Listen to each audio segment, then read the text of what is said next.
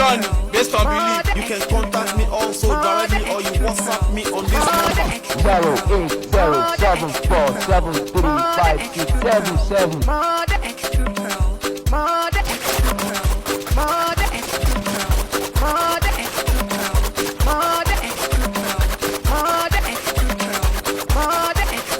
Djsmart, B.O.B. Nani, based on belief. Go pop.